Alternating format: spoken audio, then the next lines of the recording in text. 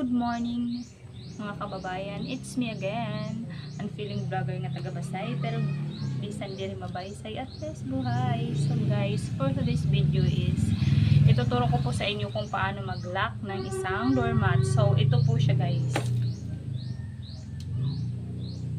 So ipapakita ko po sa inyo kung paano po ito i-lock. So tara guys, samahan niyo po ako sa araw na ito guys. Una guys, ganito po siya kalapad. So, dito po tayo nagsimulang maglagay ng tela at dito po yung huli. So, dito po tayo magsisimulang mag-lock. So, tara guys. Pag ganun po, kasi kaliwiti po ako. So, una po is, ito po yung kukunin natin guys. Then, ganun. Wala po akong hook kasi sanay naman na po ako nito. So guys, ganyan lang po siya.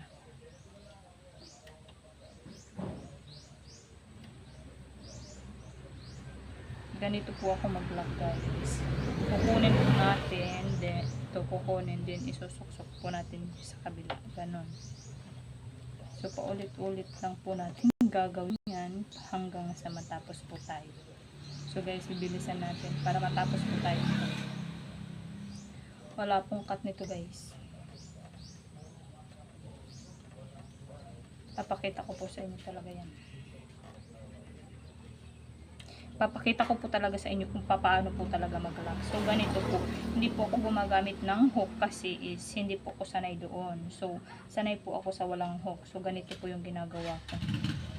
Pero kung hindi naman po kayo sanay, pwede din naman po kayong gumamit ng hook kasi ako is nasanay na po ako na hindi ako gumagamit ng hook guys.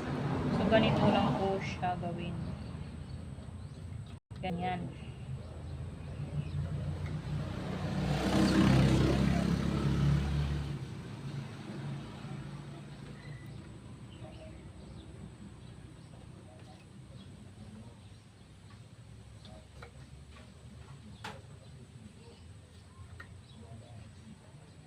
So guys, dito sa kabila, dito sa bandang kanto guys, dito ba? Dito banda is dalawa yung nakalagay. Dalawang pako yung nakalagay dyan, pero isa lang po yung ganito, yung inabit na tela. So ang gagawin ko po is uunahin ko po muna yung isa, then susunod ko po yung isa. So ganun lang po.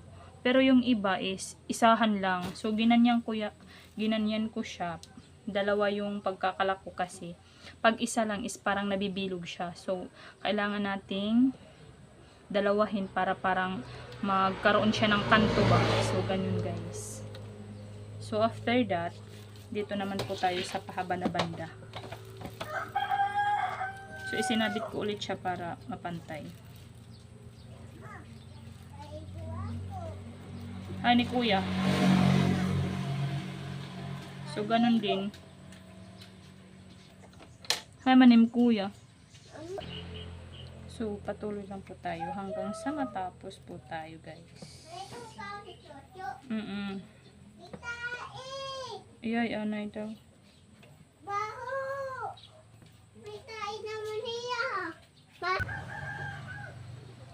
So guys, may kinuha ko si Akyo. So ganito na. Patuloy lang po natin siyang ilak hanggang sa matapos po tayo syempre. So ako yung iba kasi gumagamit sila ng hook guys. So ako kasi hindi ako sanay doon. Tsaka parang nababagalan ako sa pag may hook. So ganito lang siya guys. Ganito ko siya linalak. Ito isinabit ko ulit para mapantay siya guys, para hindi tayo mahirapan sa paglalak kasi pag hindi natin siya isinabit ulit is lulukot siya, so mahirapan tayo sa ating ginagawa. So kailangan natin maging creative ba para hindi tayo mahirapan. So yan ang ating ginagawa guys. So kung gusto nyo guys ng ganitong libangan, iwas board. So gusto ko kasing hindi naboboard sa bahay. So ito yung pinakakaabalahan ko.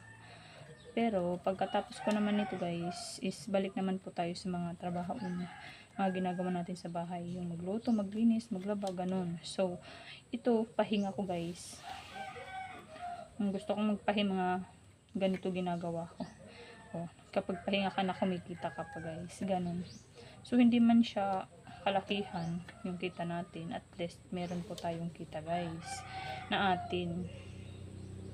Yung libangan lang ba para hindi tayo mabagod sa bahay, wala man naman tayong trabaho, so ganon. Ito yung pinagkakaabalahan ko guys. Kung gusto nyo subukan, so manood kayo dito para matuto kayo guys.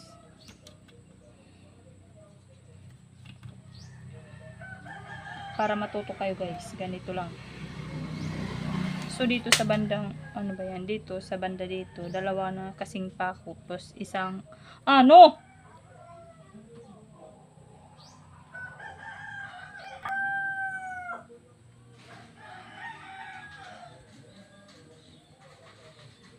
So dito naman tayo guys, papunta dito.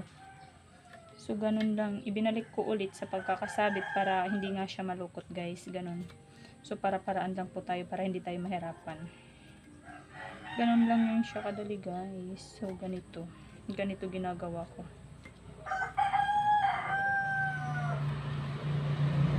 Pero kung hindi naman kayo sanay, nasa sa inyo niya yan, hindi naman kayo comfortable or mas comfortable kayo na lang ginagawa, okay lang naman. So kasi sanay ako na may ginagawa sa bahay. Yung nababagot ako pag wala akong pinagkakaabalahan guys, ganyan ako. So para hindi ako mabagot kasi wala naman akong trabaho dito na. Tapos naman ako sa mga gawaing bahay. Ito ang pinagkakaabalahan ko guys. O hindi naman siya pang sosyalan. At least guys, 'di ba? Hindi ka nabagot, kumikita ka pa. Ganon tayo maging practical tayo sa buhay. Pag puro arte. So yung pag-inarte natin is lagay natin sa tamang lugar. Huy, wag ganun be. So, ang daming nasasabi ng babaeng ato. Ganun po tayo guys. Maging practical. Tumulong sa ating mga asawa kung kailangan, di ba? Ganun lang.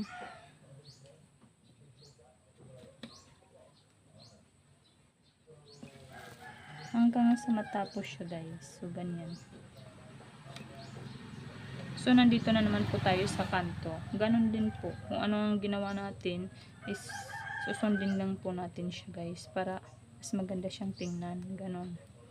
Then, noon po natin siya ulit dito. Isasabit ko ulit siya ba. Ganyan. Tapos, simula na naman tayo dito sa gilid.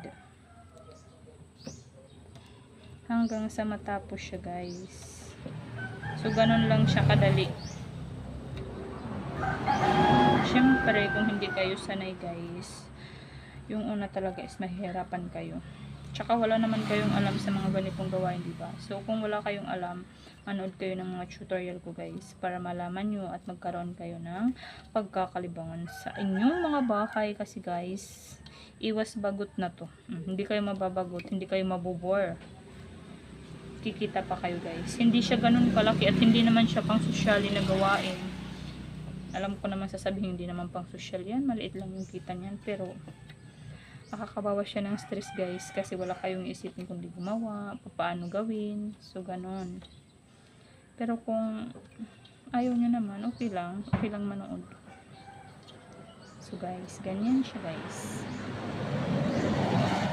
So malapit na tayo matapos, itong part na lang tayo guys. Ilang minutes lang naman ito. Pag mag-lock is madali lang naman mag-lock.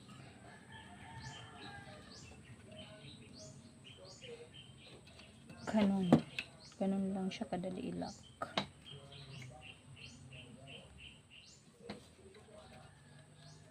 Ganun lang siya guys. So guys, ganun lang siya guys.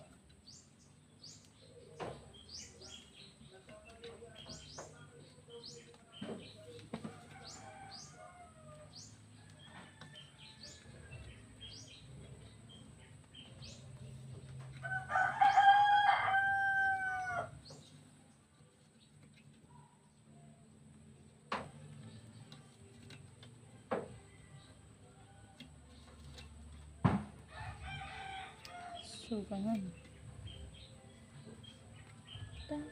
Stand on my own.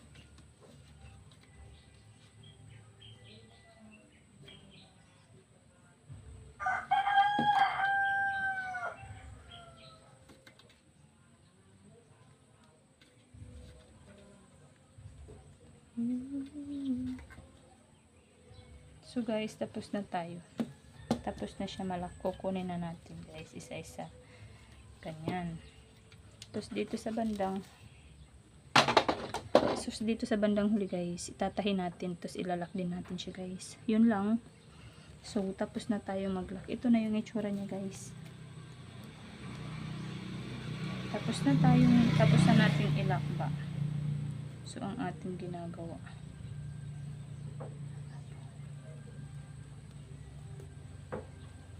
So guys, ganito siya guys. Yan since kanina yung isinabit natin, ayusin natin. So ganito na siya. Ito is, papakita ko sa inyo yung paano gawin mamaya. So guys, ganito po yung itsura niya guys pag natapos. So yun lamang po ang ating video for today's vlog. Thank you so much po sa panonood. At kung hindi pa po kayo nakasubscribe at nagpa-like and share naman po sa ating YouTube channel. Kung hindi pa kayo nakasubscribe, please subscribe na po. Thank you for watching. Bye!